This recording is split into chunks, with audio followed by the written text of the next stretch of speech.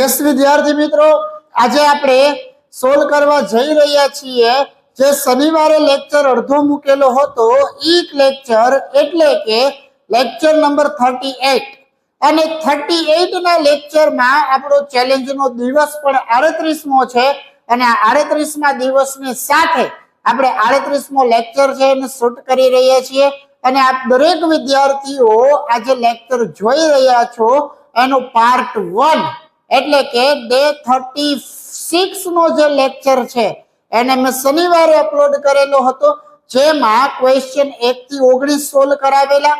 ત્યારબાદ અત્યારે હું તમારી સમક્ષ ક્વેશ્ચન નંબર 19 થી લઈ અને આગળના સોલ્વ કરાવું છું। આ લેક્ચર છે એ તમને ઇંગ્લિશની અંદર ચેપ્ટર નંબર 5 ની એક્ઝામ હશે તો એમાં ખૂબ જ ઉપયોગી સાબિત થશે। તો પછી કોઈ પણ જાતનો સમય બગાડ્યા વગર કરીએ શરૂઆત ક્વેશ્ચન નંબર 20 ની। તો ક્વેશ્ચન નંબર 20 છે એક તમને ડેટા રાઇટિંગ આપેલું છે કે એક જાહેરાત આપેલી હોય એ જાહેરાત ઉપર તમને પ્રશ્ન પૂછ્યા હોય એના જવાબ લખવાના। હવે જાહેરાતમાં લખેલું એવું છે કે 5 સ્ટાર હોલિડેઝ। શું લખેલું છે? 5 star holidays and ISO 90012008 certified company। એટલે 5 સ્ટાર હોલિડેઝ એક કંપની છે અને ટૂર મેનેજમેન્ટની કંપની છે। દાર્જિલિંગની ટૂર કોઈને કરવી હોય તો 10 દિવસ 10 રાત્રિ 11 દિવસ અને પર પર્સન એની ફીસ છે એ કેટલી રહેવાની છે? 50,000। એવી જ રીતના કોઈને અરુણાચલ પ્રદેશની ટ્રીપ કરવી હોય તો 8 રાત અને 9 દિવસનું પેકેજ છે એની ટિકિટ રહેવાની છે 80,000 રૂપિયા। ત્યારબાદ કોઈને ભૂતાનની જો ટૂર કરવી હોય તો 11 નાઇટ 12 દિવસનું પેકેજ છે અને પર હેડ કોસ્ટ એની 1 લાખ રૂપિયા આવે। અને તમારે આની અંદર જોડાવા માટે ફોન કોને કોને કરવાના? તો અમદાવાદની અંદર એક નંબર આપેલો છે, એક સુરતની અંદરથી જોડાવવું હોય તો નંબર આપેલો છે, એક વડોદરામાંથી જોડાવવું હોય તો નંબર આપેલો છે। તો આ બધી જ આખી તમારી ડિટેલ છે। હવે આના આધારે આપણને ક્વેશ્ચન પૂછાય તો કે who has given this advertisement, કે આ એડવર્ટાઇઝમેન્ટ છે એ કોને આપી છે? તો એડવર્ટાઇઝમેન્ટ આપવા વાળી જો વાત કરીએ તો એ કંપનીનું નામ શું છે? તો કે 5 star holidays has given this advertisement। તો પછી તમારે જવાબમાં શું લખવાનું? આ હું કાઢી એની જગ્યાએ લખી નાખવાનું 5 star holidays has given this advertisement। શું લખવાનું? હું ની જગ્યાએ 5 સ્ટાર હોલિડેઝ પછી has given this advertisement। ત્યારબાદ એક બીજો ક્વેશ્ચન છે કે if your budget is ₹90,000 which tour can you join? કે જો તમારું બજેટ છે એ 90,000 રૂપિયાનું હોય તો તમે કઈ ટૂર છે એ જોઈન કરી શકો? જો તમારું બજેટ 90,000 રૂપિયાનું હોય તો અહીંયા બે ટૂર છે, એક આવડી આ દાર્જિલિંગ વાળી છે અને બીજી કઈ છે? અરુણાચલ પ્રદેશ વાળી છે। પણ દાર્જિલિંગ વાળી જે ટૂર છે એના તો રૂપિયા ખાલી 50,000 જ છે અને તમારું બજેટ 90,000 રૂપિયાનું હોય તો તમે આ 80,000 રૂપિયા વાળી જે ટૂર છે અરુણાચલ પ્રદેશ એની ટૂર છે એ તમે કરી શકો। 80,000 રૂપિયા પર પર્સન ટિકિટ, 10,000 રૂપિયા વાપરવાના એટલે 90,000 ની અંદર તમે જઈ શકો। તો એ લખવાનું આ if your ની જગ્યાએ આવી જાય માય બજેટ is ₹90,000 તો I can which tour you can join, તો you છે એનું થઈ જાય I। શું થઈ જાય? I can join the tour to Arunachal Pradesh. શું લખવાનું? if your ની જગ્યાએ my budget is ₹90,000 then you નું થઈ જાય I can join the tour to Arunachal Pradesh. આ વસ્તુ છે એ ખાસ તૈયાર કરજો। એક આના જ જેવો મેં બીજો તમને આપ્યો છે। તો આ જે ક્વેશ્ચન છે ને ઈ બેંકનો એક તમને ચેક આપેલો છે। શું આપેલો છે? બેંકનો એક ચેક. અને ઘણી વખત પરીક્ષાની અંદર બેંકના ચેક ઉપરથી પ્રશ્ન છે એ પૂછાતા હોય છે. અને આ લેવા પાછળનું રીઝન જ એ કે આની અંદરથી પૂછાય છે તો બાળકને થોડુંક વધારે સમજાવીએ. તો બેંકની અંદરથી પહેલા તો કેવા કેવા પ્રશ્ન પૂછાઈ શકે? તો સૌથી પહેલા બેંકની અંદરથી પૂછાઈ શકે એવો ક્વેશ્ચન કે બેંકનો ચેક નંબર શું છે? શું પૂછે? બેંકનો ચેક નંબર છે એ શું છે? બીજો એક ક્વેશ્ચન પૂછાઈ શકે કે આ ચેક છે એ કોણ લખી રહ્યું છે? તો અહીંયા જે સહી કરતું હોય એ વ્યક્તિ આ ચેક છે એ લખી રહ્યો હોય. આ ચેકની અંદર જેને રકમ ભરી છે, જે પૈસા છે એ કોને મળવા પાત્ર છે? તો અહીંયા પે કરીને જે લખેલું હોય એ વ્યક્તિને આ રકમ છે એ મળવા પાત્ર હોય. ચેક લખવા વાળા વ્યક્તિ અહીંયા સહી કરે, જેને રકમ મળવાની હોય એ વ્યક્તિનું નામ અહીંયા આવે. પછી એક એવો ક્વેશ્ચન પૂછાઈ શકે કે આ બેંક, આ જે ચેક છે એ કઈ બેંકનો છે, એની મેઇન બ્રાન્ચ ક્યાં છે? તો એની જે મેઇન બ્રાન્ચ છે એ આવડિયા છે. અને આ ચેક છે એ કઈ તારીખે લખવામાં આવ્યો છે? તો તારીખ પૂછે તો 17 ની માથે TH, પછી આ 10મો મહિનો એટલે 10th નહીં લખી નાખવાનું, જાન્યુઆરી ફેબ્રુઆરી ગણવાના. તો ઓક્ટોબર મહિનો છે એ 10મો મહિનો થાય એટલે OCTOBER, પછી ફરજિયાત અલ્પ વિરામ અને તમને જે વર્ષ આપેલું હોય એ. ક્લિયર? તો ચેક માંથી આવા પ્રશ્ન બને. હવે અહીંયા તમને જે પૂછ્યું છે એમાંથી કયા પ્રશ્ન બનાવ્યા છે? તો કે who has given this check? આ ચેક છે એ કોણે લખેલો છે?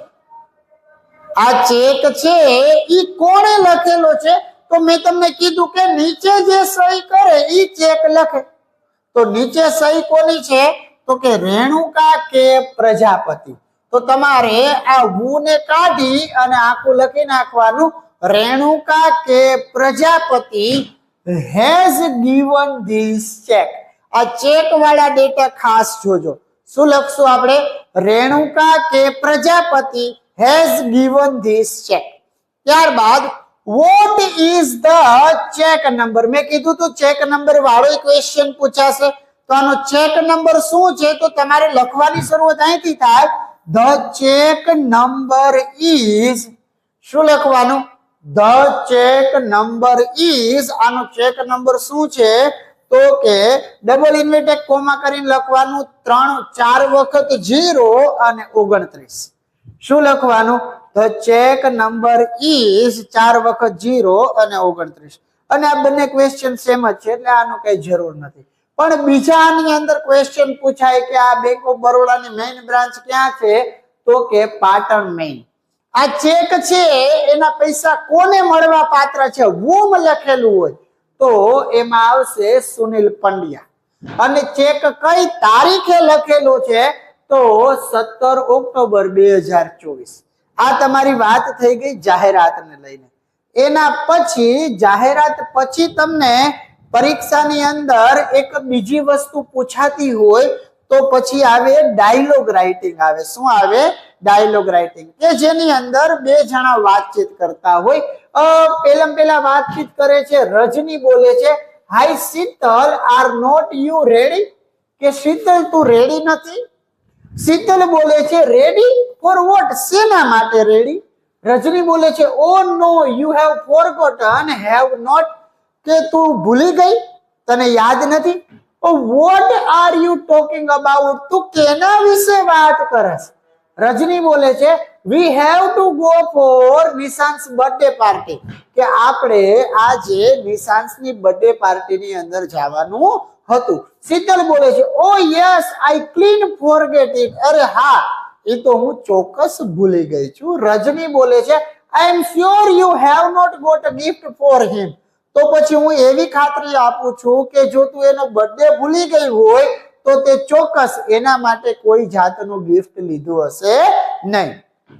શીતલ બોલે છે યુ આર રાઈટ, તું સાચું બોલે છે, but I will by one right now, પણ એના માટે આપણે હમણાં જ ગિફ્ટ લઈ આવીએ. રજની બોલે છે what are you going to buy? તું શું ખરીદવા ઈચ્છે? શું ખરીદવા ઈચ્છે છે? I think I will buy a nice books for him. કે હું એવું વિચારું છું કે એના માટે એક સારી બુક લઈ લઉં. Yes, that's a good idea. કે હા, એ બહુ સારો વિચાર છે. Nishant loves books. કે નિશાંત છે એને બુક વાંચવી વધારે ગમે છે. What will you gift him? તું એના માટે શું ગિફ્ટ લેવાની છો? I have got a pen set for him. અને મેં એના માટે શું લીધું છે? પેન નો સેટ લીધો છે. તો એ ક્વેશ્ચન શું છે કે whose birthday is it? તો કે આજે આપણે આખું બે જણાની વાતચીત વાંચી એની અંદર કોના બર્થડે ની વાત કરી છે? તો અહીંયા અસલ મજાનું લખ્યું છે નિશાંત બર્થડે પાર્ટીમાં જવાનું છે. નિશાંતની બર્થડે પાર્ટીમાં તો જ જવાનું હોય જો નિશાંતનો બર્થડે હોય. અને બીજી વસ્તુ કે આવી કોઈ ડેટા ટાઈપની માહિતી હોય તો પૂરેપૂરી માહિતી વાંચ્યા પછી એને સમજ્યા પછી ત્યારબાદ જ તમારે આગળ ક્વેશ્ચન આન્સર લખવાના. એમને એમ ઉપર ચલું વાંચીને જવા દેશો તો પછી તમે આની અંદર અમુક કામની વસ્તુ છે એ મિસ કરી જાઓ. તો અહીંયા વૂઝ કરેલું છે એટલે આવડું આવશે, નિશાંત આવશે. તો અહીં લખવાનું કે ઇટ ઇઝ, શું લખવાનું? It is Nishant's birthday. Whose birthday is it? તો અહીંથી ચાલુ થાય. It is નિશાંત's birthday. બીજો ક્વેશ્ચન છે what has Rajni bought for Nishant? કે રજનીએ નિશાંત માટે શું લીધું છે? તો આ આવી રજની શું લખ્યું છે? I have got a pen set for him. તો એના માટે એને શું લીધું છે? પેન નો સેટ લીધો છે. તો લખશું કેવી રીતના? અહીંથી ચાલુ થાય. Rajni has bought. શું લખવાનું? Rajni has bought. પછી અ પેન સેટ. શું લખવાનું? A pen set for. પછી હિમ નહીં લખવાનું. હિમની જગ્યાએ શું લખવાનું? નિશાંત. બહુ જ સરસ વસ્તુ છે. એક વખત વળી પાછું સમજી લ્યો. Rajni has bought. શું લખશો? Rajni has bought a pen set for. હિમની જગ્યાએ શું લખવાનું? નિશાંત. ક્લિયર? હવે આનાથી આગળ આપણે વાત કરીએ તો આ તમારી ડાયલોગ વાળી વાત છે. એની અંદર હજી એક બીજો ડાયલોગ છે એડ કર્યો છે મેં. તો એક ડાયલોગ ઈ પણ જોઈ લઈએ.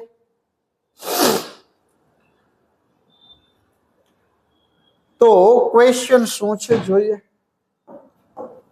તો કે મિસ્ટર સેટ બોલે છે young main can you help me? કે યુવાન માણસ તું મને મદદ કરી શકે છે? રવિ બોલે છે sure sir what can I do for you? કે શ્યોર તમે કયો હું શું મદદ કરું? મિસ્ટર સેટ બોલે છે લુક એટ ધીસ એડ્રેસ. આ એડ્રેસ જોઈ દે. Where is Gita society? કે આ ગીતા સોસાયટી ક્યાં આવેલી છે? રવિ બોલે છે oh this is right behind the Kali temple. કે કાળી માતાનું મંદિર છે એની રાઈટ સાઈડમાં જ આવેલી છે. સેટ બોલે છે it is very far from here. કે અહીંયાથી તે બહુ દૂર છે? તો રવિ બોલે છે no it is not very far. બહુ દૂર નથી. You can go walking. તમે ચાલીને જઈ શકો છો. મિસ્ટર સેટ બોલે છે how long will it take to me reach there? કે જો હું હાલીને જાઉં તો ત્યાં પહોંચતા મારે કેટલો સમય લાગશે? તો રવિ બોલે છે અબાઉટ 10 મિનિટ્સ આઈ થિંક. કે હું કદાચ 10 મિનિટ જેટલું થાય. સેટ બોલે છે thank you young man. You are welcome sir. I am going to that way. Can I drop you there? કે હું ઈ જ રસ્તે જાઉં છું તો તમને ત્યાં ઉતારી દઉં. મિસ્ટર સેટ બોલે છે oh thank you that's a very nice of you. કે ભાઈ મોકલી દો તો તમારો આભાર. ક્વેશ્ચન નંબર 26 એવું કહે છે કે what is mister set looking for? કે આ મિસ્ટર સેટ છે ઈ શું શોધી રહ્યા છે? મિસ્ટર સેટ છે ઈ શું શોધી રહ્યા છે? તો જો એને મિસ્ટર સેટે પૂછ્યું look at this address where is the Gita society. એટલે ઈ શું ગોતે છે? આ ગીતા સોસાયટી છે ઈ ક્યાં છે? તો પછી આપણે જવાબમાં શું લખશું? તો અહીંથી ચાલુ કરાય. Mister Sheth is looking four, પાછળ લખવાનું ગીતા સોસાયટી. શું લખી નાખવાનું? Mister Sheth is looking for Gita society. એકદમ ક્લિયર છે. નેક્સ્ટ એના પછી હું વાત કરું તો બીજો ક્વેશ્ચન છે એની અંદર કે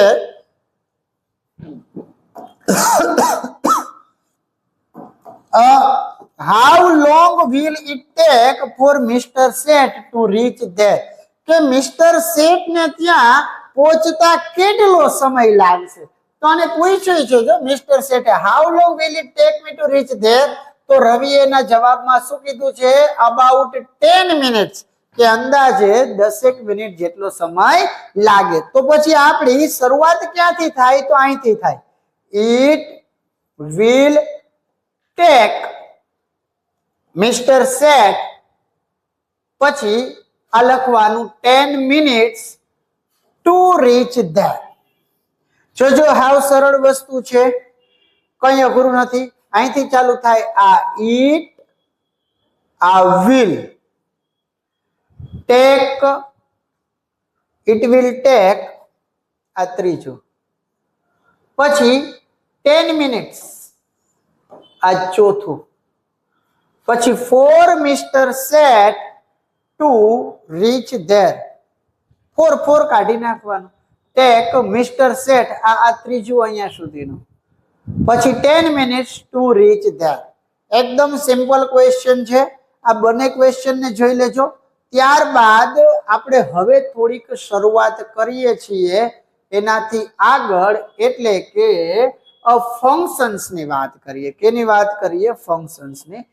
ફંક્શન ની અંદર ક્વેશ્ચન પહેલા તો શું આપેલું છે? શોઈંગ કમ્પલ્સન એટલે ફરજિયાતપણું, રિપોર્ટિંગ ઇવેન્ટ એટલે રિપોર્ટેડ સ્પીચ નું વાક્ય, એક્સપ્રેસિંગ પ્રોસેસ એટલે વાક્યમાં કંઈક પ્રોસેસ થતી હોય એવી વાત હશે. તો કે ધ જજ told the criminal that he must tell the truth, કે જજે શું કહે છે? કે જજ ટોલ્ડ ધ ક્રિમિનલ, જજે ક્રિમિનલ ને કીધું he must tell the truth, તારે ફરજિયાત પડે સાચું તો બોલવું જ પડશે, ખોટું બોલીશી હાલશે નહીં. અહીંયા શું આવ્યું? મસ્ટ આવ્યું. અને મસ્ટ છે એ શું દર્શાવે? ફરજિયાતપણું દર્શાવે. અને આ ફરજિયાતપણું દર્શાવે એટલે આવે કમ્પલ્સન. બીજું છે ઇન્સર્ટ ધ કી, ચાવી લગાવો, turn on ignition and start the bike. બરોબર. તો આ આખી સ્ટેપ બાય સ્ટેપ પ્રોસેસ કે છે.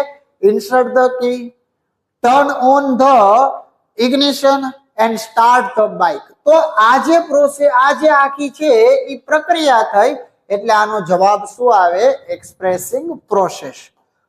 ત્યારબાદ આપણે એક વાત કરીએ તો ક્વેશ્ચન નંબર 3030 જોઈએ. આ ક્વેશ્ચન 30 છે એ શું કહેવા માંગે છે? પહેલા તો એક્સપ્રેસિંગ કોન્ટ્રાસ્ટ એટલે કંઈક વિરોધાભાસ થતો હોય એવી વાત. એક્સપ્રેસિંગ મેનર એટલે કંઈક રીતભાત દર્શાવતું હશે.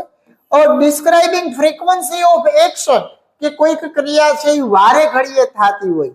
બીજા નંબર ઉપર ઓલવેઝ, નેવર, એવરી ડે, એવા કોઈ ક્રિયા રિપીટેડ થતા હોય એવા શબ્દ આવતા હોય તો એને કહેવાય ફ્રીક્વન્સી ઓફ એક્શન. હવે ક્વેશ્ચનમાં પેલા છે અવોઇડ ટોકિંગ લાઉડલી, જોશથી બોલવાનું ટાળો. અને અહીંયા પાછળ શબ્દમાં શું આવ્યું? એલવાય. અને જ્યારે પણ આવું એલવાય વાળું વાક્ય આવે ત્યારે આપણે એના જવાબમાં શું લખીએ છીએ? Expressing manner. શું લખીએ છીએ? Expressing manner. એટલે કીધું છે કે જોશથી બોલવાનું ટાળો. They tried hard, એને બહુ જ વધારે મહેનત કરી, but could not reach early, પરંતુ તે વહેલો પહોંચી શક્યો નહીં. બચારે મહેનત કરી એમાં ના નહીં, પણ કિસ્મતે સાથ નહીં આપ્યા હોય તો એ વ્યક્તિ છે એ વેલો ન પહોંચી શક્યો. તો અહીંયા એને પેલા સારી વાત કરી છે કે બહુ સારી મહેનત કરી, પણ એ પહોંચી ન શક્યો. તો પેલા સારું કે પાછળથી ઊંધું કરી નાખે તો એને શું કહેવાય? એક્સપ્રેસિંગ કોન્ટ્રાસ્ટ કહેવાય. શું કહેવાય? Expressing contrast. ક્લિયર? નેક્સ્ટ, તો આ બે વસ્તુ પૂરી થાય ત્યારબાદ તમને પરીક્ષાની અંદર આવી પાઠ આધારિત ખાલી જગ્યાઓ પૂછે. શું પૂછે? પાઠ આધારિત ખાલી જગ્યાઓ. તો એની અંદર સૌથી પહેલા લખ્યું છે અલાઉડ, પછી લખ્યું છે એક્સપર્ટ, પછી લખ્યું છે ઓર્ગેનાઇઝ.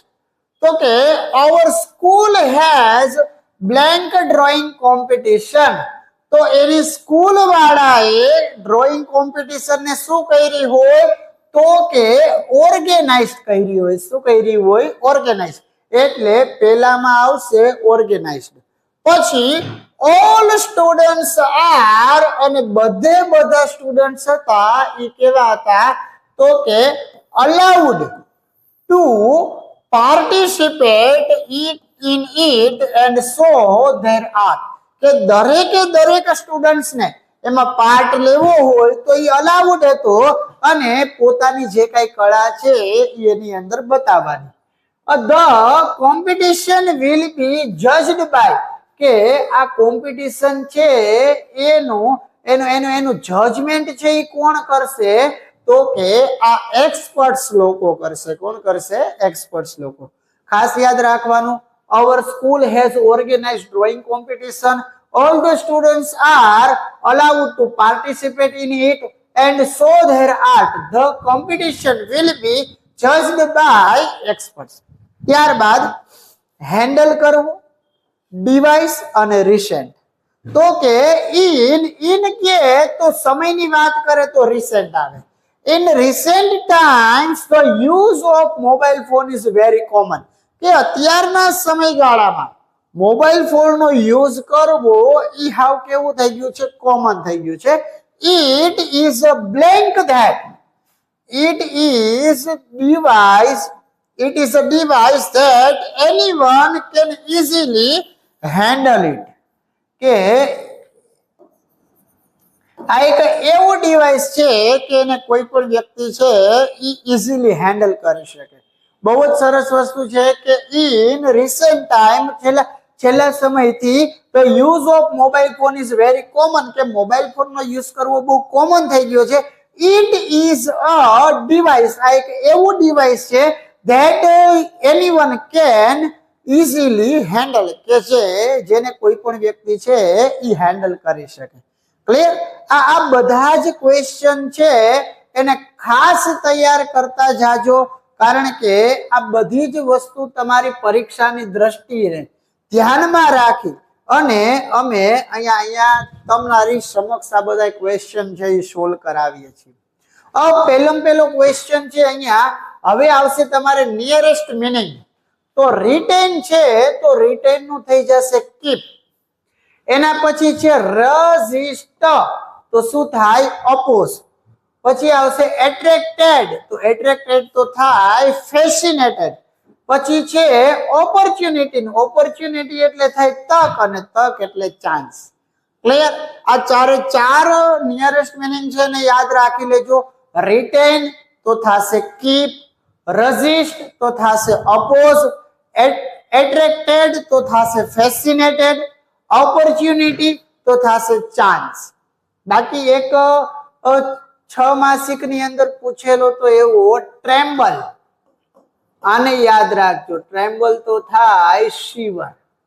આ પણ બોર્ડની એક્ઝામમાં પૂછાઈ શકે એવું. આ વસ્તુ સોલ્વ થઈ ગયા બાદ ક્વેશ્ચન નંબર 38 ઉપર હું તમને અત્યારે જે સોલ્વ કરાવી રહ્યો છું એ છે direct indirect speech. Direct indirect સ્પીચમાં રાગિણી બોલે છે, how are you Nirali today? કે નિરાલી આજે તને કેમ છે? નિરાલી બોલે છે fine, what shall we do now? હવે આપણે શું કરવું છે? રાગિણી બોલે છે let's go to the library, ચાલ આપણે લાઇબ્રેરીએ જઈએ. નિરાલી બોલે છે વોટ અ ફાઇન આઈડિયા, કે આ તને જે આઈડિયા આવ્યો છે એ કેવો છે, જબરદસ્ત છે. તો હવે આને આપણે સોલ્વ કરીએ તો રાગિની asked Nirali how she was, તો સી વોઝ પછી પાછળ શું લખ્યું છે, ટુડે. અને જ્યારે પણ રિપોર્ટેડ સ્પીચ ની વાત હોય, રિપોર્ટેડ સ્પીચ ની અંદર તમને ટુડે આપ્યું હોય તો એના જવાબમાં તમારે શું લખવાનું હોય છે, ધેટ ડે લખવાનું હોય. શું લખવાનું હોય, ધેટ ડે. ખાસ યાદ રાખજો શું કીધું છે, રાગિની asked Nirali how she was, અહીંયા શું છે, ટુડે, તો ટુડે નું શું થઈ જાય, ધેટ ડે. ત્યારબાદ Nirali said that she was a fine and asked Ragini what they would do now. શું છે, now. અને now નું જે વાત કરીએ તો ઈ now નું થઈ જાય then. ખાસ યાદ રાખજો now નું શું કરી નાખવાનું, then. આ ડાયરેક્ટ ઇનડાયરેક્ટ બહુ જ મસ્ત મજાનો ટોપિક છે. માત્ર તો બે કોષ્ટક અને થોડાક પોઈન્ટ યાદ રાખશો એટલે આખે આખું આવડી જશે. બાકી બીજું કઈ યાદ ન રહે તો હું તમને જ્યારે પણ ગ્રામર કરાવું ત્યારે એની અંદર આવતી બધી સ્પીચ છે અને હું જે થિયરીથી સમજાવું છું એ થિયરી છે. આટલી વસ્તુ જો તમારા મગજમાં બેસતી હોય તો તમે લોકો આસાનીથી આના 2 માર્ક કવર કરી શકો છો. ત્યારબાદ Ragini blank that they should go, તો રાગીનીએ પછી શું કીધું છે, લેટ્સ કીધું છે. શું કીધું છે, લેટ્સ. અને લેટ્સ હોય એટલે અહીંયા વચ્ચેનો જે શબ્દ છે એને કહેવાય રિપોર્ટિંગ વર્બ, અને રિપોર્ટિંગ વર્બ તરીકે આવે સજેસ્ટેડ. અને વચ્ચે સજેસ્ટેડ આવે પછી વાક્યની શરૂઆતમાં ફરજિયાત આવી રીતના ધેય શુડ આવે. એટલે લેટ્સ વાળા વાક્ય હોય તો બે જગ્યામાંથી તમને કોઈ પણ જગ્યાએ ખાલી જગ્યા પૂછે, લેટ્સ હોય તો સજેસ્ટેડ અને પછી આગળ જાતા ધેય શુડ. પછી એક્સક્લેમ્ડ, અને એક્સક્લેમ્ડ થઈ અને આ વોટ અ ફાઇન આઈડિયા, એટલે બહુ જ સરસ આઈડિયા છે એવું કીધું તો એને સેડલી થી કીધું, હેપીલી થી કીધું કે હરીડલી થી કીધું, તો પછી શું આવશે, હેપીલી આવશે. શું આવશે, હેપીલી. એક્સક્લેમ્ડ વિથ હેપીલી, એકદમ રાજી થઈને કીધું કે that it was a very fine idea. બહુ જ સરસ વસ્તુ છે. ખાલી તમારે અહીંયા 4 જ ચેન્જીસ કરવાના છે. ટુડે નું ધેટ ડે, નાવ નું ધેન, લેટ્સ નું થાય સજેસ્ટેડ, અને અહીંયા ઉદ્ગાર ચિહ્ન છે અને ખુશીનો ભાવ છે એટલે શું આવશે, હેપીલી. એવી જ એક બીજી તમને સ્પીચ સોલ્વ કરાવું તો આમાં પ્રાથવી બોલે છે. શું બોલે છે, પ્રાથવી. તો પ્રાથવી શું બોલે છે કે what do you say about my project, કે મારા પ્રોજેક્ટ વિશે શું કહીશ. હીર બોલે છે I can say nothing but excellent, કે હું આની વિશે કાંઈ નહીં કહું તને, તારો પ્રોજેક્ટ છે એકદમ બેસ્ટ છે. Thank you dear. તો આ પ્રાથવી છે ઈ આને શું કરે છે, પ્રશ્ન પૂછે છે. જો અહીંયા પ્રશ્નાર્થ હોય તો વચ્ચે રિપોર્ટિંગ વર્બ તરીકે શું આવે, આસ્ક્ડ, એટલે પેલાના જવાબમાં આસ્ક્ડ. હીર વોટ, હીર વોટ પછી અહીંયા છે યુ. શું છે, યુ. અને યુ એટલે જવાનું સાંભળનાર પ્રમાણે, અને સાંભળનાર છે એ કોણ છે, હીર છે. ને હીર છે એટલે છોકરી છે, તો છોકરી છે તો જવાબમાં શું લખવાનું, C. said about her project Heer, Heer છે એને જવાબનો શું કર્યો, આને પ્રશ્ન પૂછ્યો તે એને એ જવાબનો શું કર્યો, રિપ્લે આપ્યો. તો રિપ્લે આપ્યો હોય તો શું લખાય, રિપ્લાઇડ. પણ જો આ પ્રશ્નનો જવાબ ન આપે અને આવું સાદું વાક્ય હોય તો પ્રશ્નનો જવાબ આવતો હોય તો રિપ્લાઇડ, ખાલી કહેતા હોય તો ટોલ્ડ. પછી ધેટ સી, અહીંયા લખ્યું છે કેન, અને આ કેન નું થઈ જાય કુડ. શું થઈ જાય, કુડ. નથિંગ બટ પ્રાથવી લવિંગ થેન્ક્ડ હર. બહુ જ સરસ વસ્તુ છે કે સૌથી પહેલો પ્રશ્ન તમારો ક્યાં બન્યો, અહીંયા પ્રશ્નાર્થ ચિહ્નથી. પ્રશ્નાર્થ ચિહ્નથી બન્યો એટલે આવ્યું આસ્ક્ડ. ત્યારબાદ અહીંયા આવ્યું યુ. યુ એટલે જવાનું સાંભળનાર પ્રમાણે. સાંભળનાર કોણ છે? છોકરી હીર છે એટલે સી. ત્યારબાદ આવ્યો એક ફેરફાર, એનો જવાબ આપે છે તો જવાબ આપે છે તો રિપ્લાય, અને આ કેન છે તો કેન નું શું કરી નાખવાનું? કુલ. ક્વેશ્ચન નંબર 39 સોલ્વ થઈ ગયા બાદ હવે થોડાક ક્વેશ્ચન છે એ આપણે કેના સોલ્વ કરીએ? તો કે કંજક્શન ના સોલ્વ કરીએ. કેના સોલ્વ કરીએ? કંજક્શન. હજી બે ટોપિક છે, આજે કંજક્શન આવશે, પછી હજી એક છે, અને પછી છે એ તમારા બે એસે છે. તો સૌથી પહેલા લખ્યું છે કે gate ready fast, you can rich school on time. કે ઝડપથી તૈયાર થાવ, તેથી you can rich school on time. તો એના જવાબની અંદર શું આવી શકે? બીકોઝ એટલે કારણ કે આવી શકે, ધેરફોર એટલે તેથી આવી શકે, કે સો ધેટ આવે. તો આપણે અહીંયા શું લખશું? કે gate ready fast so that. શું લખશું? Gate ready fast so that you can rich school on time. Clear? Gate ready fast so that you can rich school on time. ત્યારબાદ એક બીજો ક્વેશ્ચન છે, ડુ નોટ પ્લે આઉટસાઇડ. ઘરની બારે રમતા નહીં. It is very hot. બારે શું છે? બહુ તડકો છે. તો એને રમવાની ના શું કામ પાડી? કારણ કે બારે તડકો છે. તડકો છે તો એને શું આપ્યું? કારણ આપ્યું. તો પછી કેવી રીતના લખશો? કે do not play outside because it is very hot. એના પછી છે Pushpaben will prepare pizza, she will prepare a sandwich. તો either or, though કે therefore, આ ત્રણ માંથી શું આવશે? કે પુષ્પાબેન છે પીઝા બનાવશે કે પછી સેન્ડવિચ બનાવશે? તો બે માંથી એક બનાવે. જ્યારે બે માંથી એકની પસંદગી હોય ત્યારે આવે either or. તો તમારે ક્યાં સુધી લખી નાખવાનું? અહીં સુધી કે પુષ્પાબેન will prepare. શું લખી નાખવાનું? પુષ્પાબેન will prepare, પછી either pizza or sandwich. ખાસ યાદ રાખો, બેની અંદર જ્યાં સુધી વાક્ય સરખું હોય ત્યાં સુધી લખી નાખવાનું. અહીંયા ક્યાં સુધી સરખું આવ્યું? પ્રિપેર સુધી.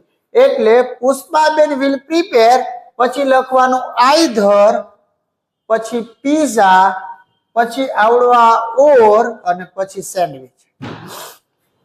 એના પછી એક સૌથી છેલ્લું આપ્યું છે, my uncle is old, he is strong.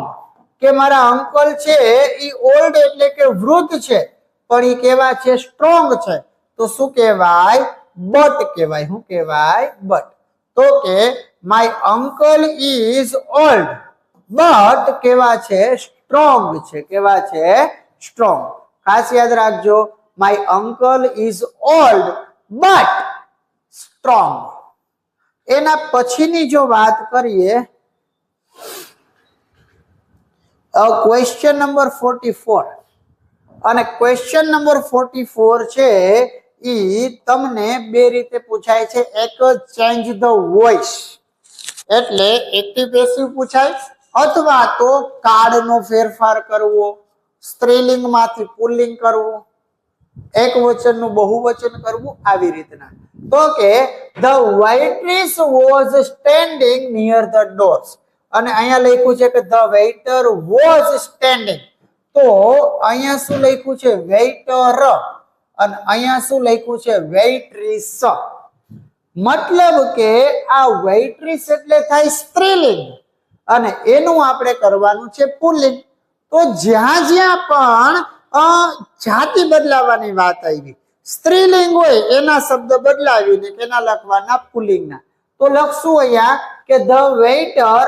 શું લખશું? The waiter. આ વેઇટ્રેસ કાઢીને શું લખાય? Waiter was standing near the door. C નીકળી જાય, શું થઈ જાય? હી. સો અ વોશરમેન. તો વોશરમેન નહીં આવે, વોશરમેન ની જગ્યાએ આવી જશે વોશર વુમન. શું આવી જશે? Washer woman. જો મેં લખ્યું છે the waiter was standing near the door. See, ઓલા સી ની જગ્યાએ he was so washer woman. Near the gate of the hotel, વળી પાછું અહીંયા છે સી અને સી ના બદલામાં શું કરવાનું હી. ઇન્ફોર્મ્ડ હર, શું લખ્યું છે ઇન્ફોર્મ્ડ હર, તો હર નું શું થઈ જાય હીઝ મિસ્ટ્રીસ, તો મિસ્ટ્રીસ નું શું થઈ જાય મિસ્ટર.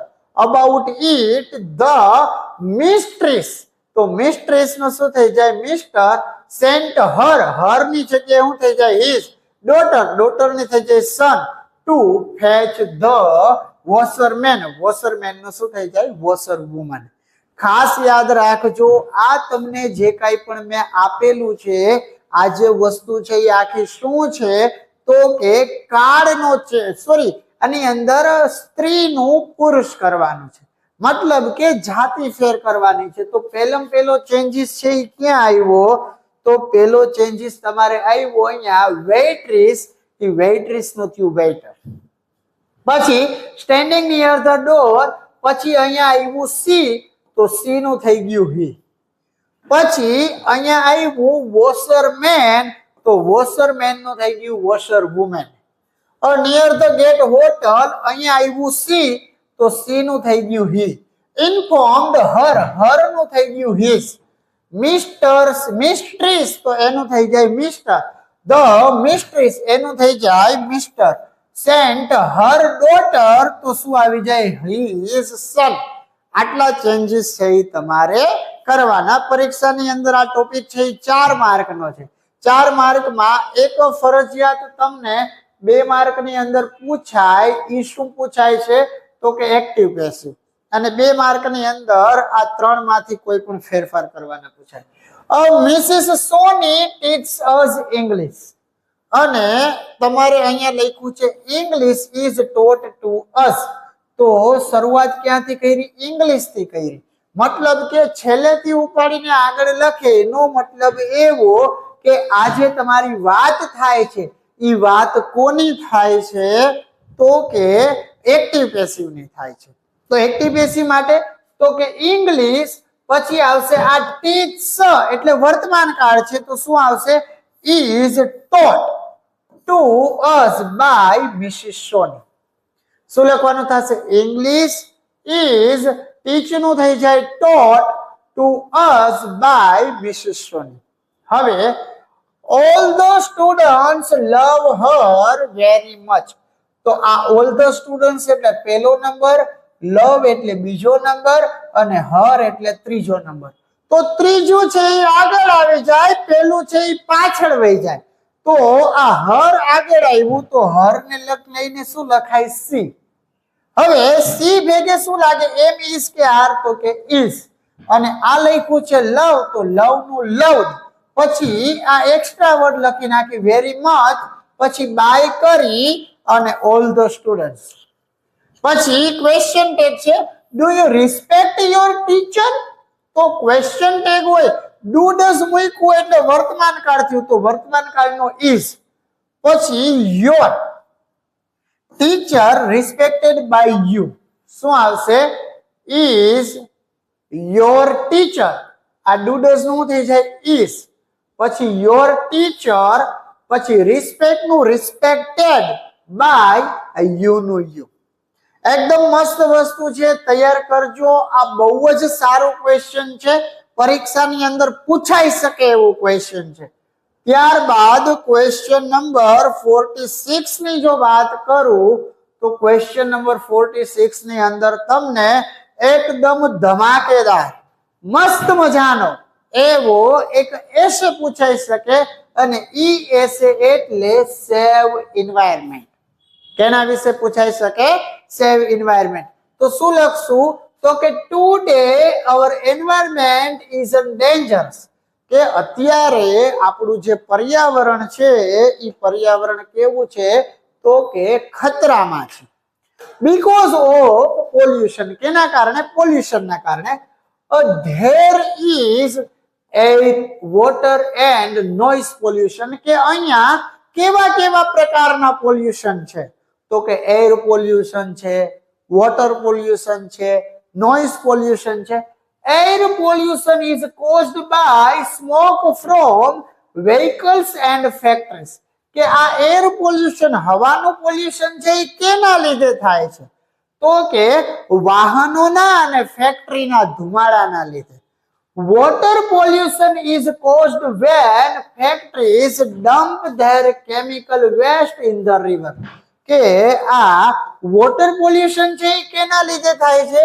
કે જ્યારે ફેક્ટરીઓ છે ઈ કેમિકલ વાળો કચરો છે ઈ નદીઓની અંદર છોડે છે ત્યારે એના લીધે શું થાય છે? વોટર પોલ્યુશન થાય છે. People bath cattle and wash clothes in rivers.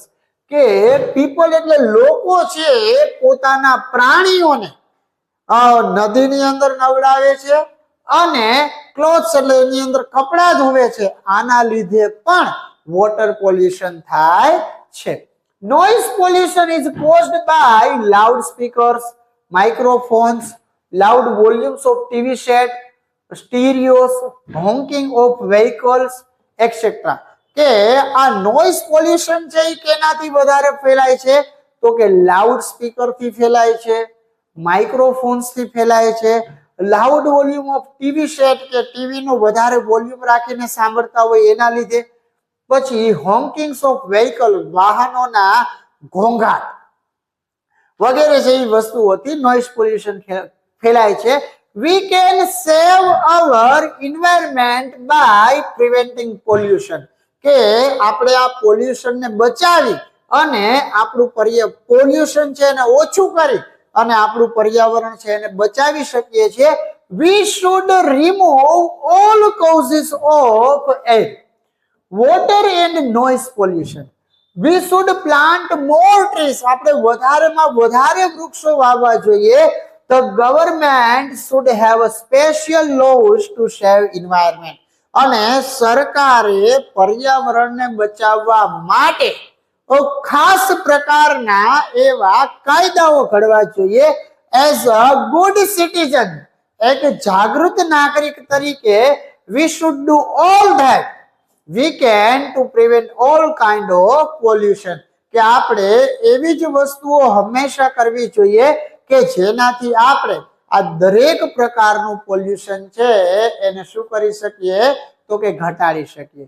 ખાસ યાદ રાખજો, આખું શું લખવાનું છે તમારે? ટોપિક છે તમારો એસેનો સેવ એન્વાયરમેન્ટ. તો સેવ એન્વાયરમેન્ટમાં સૌથી પહેલા તમારે લખવાનું કે today our environment is dangerous. કે અત્યારે આપણું એન્વાયરમેન્ટ, પર્યાવરણ છે એ ખતરામાં છે. કેના કારણે? તો કે પોલ્યુશનના કારણે. there is air, water, noise pollution. કે અહીંયા કેટલા પ્રકારના પોલ્યુશન થાય છે? હવાનું પોલ્યુશન, વોટર એટલે પાણીનું પોલ્યુશન, નોઇસ એટલે અવાજનું pollution. Air pollution is caused by smoke from vehicles and factories. કે આજે એર પોલ્યુશન છે એ કોના દ્વારા થાય છે? તો કે ફેક્ટરીના અને વાહનના ધુમાડા દ્વારા. પછી water pollution is caused when factories dump their chemical waste in rivers. કે આ વોટર પોલ્યુશન થવા પાછળનું કારણ શું છે?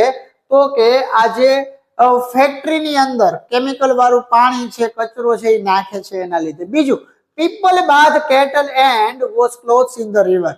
કે માણસો છે એ પોતાના પાલતુ પ્રાણીઓ છે એને આની અંદર નવરાવે છે અને એની અંદર કપડા ધોવે છે એટલા માટે. Noise pollution is caused by loud speakers. કે આ નોઇઝ પોલ્યુશન છે એ કેના લીધે થાય?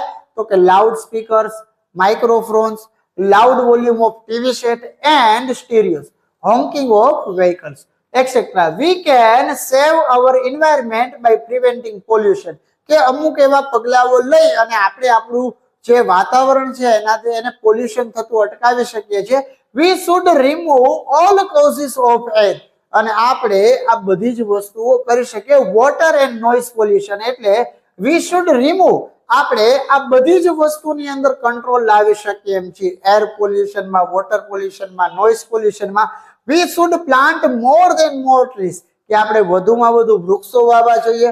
the government should have a special law to save environment. કે સરકારને આ પર્યાવરણને બચાવવા માટે બહુ જ એવા ખાસ નિયમો બનાવવા જોઈએ. એઝ અ ગુડ સિટીઝન, એક જાગૃત નાગરિક તરીકે we should do all that. આપણે એ બધું જ કરવું જોઈએ. We can two prevent all kind of pollution, કે જેનાથી આપણે દરેક પ્રકારના પોલ્યુશનથી શું કરી શકીએ? બચી શકીએ. નેક્સ્ટ એના પછી આપણે વાત કરીએ તો આજના દિવસનો અને એક એશિયાનો એક બીજો ટોપિક લઉં છું. બે ટોપિક મેં તમને સોલ્વ કરાવું. એક મેં સેવ એન્વાયરમેન્ટ વિશે વાત કરી, ત્યારબાદ બીજો એક ટોપિક છે my preparation for the board exam, કે બોર્ડ એક્ઝામ વિશે મારી પ્રિપેરેશન છે એ કેવી છે. તો કે I will be appearing for my 10th standard board examination this March. પણ આપણે અહીંયા માર્ચ નહીં લખીએ, તમારી જે એક્ઝામ છે એ ફેબ્રુઆરીમાં છે. તો કે I will be appearing for my 10th standard board exam this February. કે આ ફેબ્રુઆરી ઉપર હું મારા 10મા ધોરણની બોર્ડની પરીક્ષા છે એ આપવા જઈશ. I have already prepared myself, કે મેં મારી જાતે બધી જ વસ્તુ તૈયાર કરેલી છે. વેલ ફોર ધ ટફ શેડ્યુલ, કે મેં મારી જાતને એકદમ ટફ શેડ્યુલની અંદર રાખી અને બધી જ વસ્તુઓની તૈયારી કરી લીધી છે. I have prepared a time table, કે મેં એક ટાઈમ ટેબલ બનાવ્યું છે. And I follow it so that I am free from any stress, કે I have prepared a time table, કે મેં એક સરસ મજાનું ટાઈમ ટેબલ બનાવ્યું છે. એન્ડ આઈ ફોલો ઇટ, અને હું એ ટાઈમ ટેબલને ફોલો કરું છું. So that I am free from stress, હવે મને કોઈ પણ જાતનો સ્ટ્રેસ છે નહીં. સિન્સ આઈ કેન સ્ટડી, કે હું ભણું છું. And remember well early in the morning. I get up 5 AM, કે હું સવારે 5 વાગે ઉઠી જાઉં. And revise all the difficult subject, કે અને જે મને અઘરા વિષયો લાગે છે એ દરેક અઘરા વિષયોને હું શું કરું છું? રિવિઝન કરું છું વહેલી સવારે ઉઠીને. ધીસ ઇમ્પ્રુવ્સ માય રિટેન્શન, કે એ મારું શું વધારે છે? Retention. I have adopted several style of learning subject. In maths and science, I usually remember by writing and drawing diagrams and flowcharts. કે મેં અમુક સબ્જેક્ટને યાદ રાખવા માટેની એક ખાસ સ્ટ્રેટેજી બનાવી છે. એની અંદર ગણિત અને વિજ્ઞાનને સામાન્ય રીતે હું લખીને અને ચિત્ર દોરીને અને એના ફ્લોચાર્ટ બનાવીને હું યાદ રાખું છું. Languages can be best revised through concentrated reading, કે લેંગ્વેજીસ જે વસ્તુ છે એ એકદમ સતત રીડિંગ કરીને હું યાદ રાખું છું.